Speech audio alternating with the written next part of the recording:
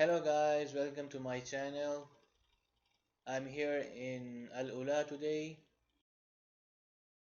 and I'm gonna stay in Hodhod Andalusia, and this is the living room with twin beds. It's not easy to find a place in Al-ʿUla, especially in the city center.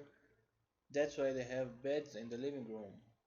And when I came here last time, it was some kind of festival going on, and believe me, you won't find any property nearby 100 kilometers.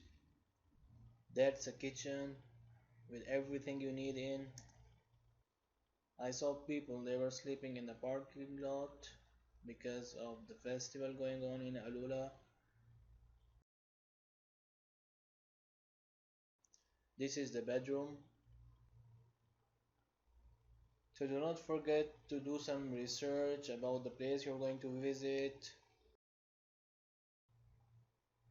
Thank you for watching guys, and if you guys are new, do not forget to subscribe, like and share.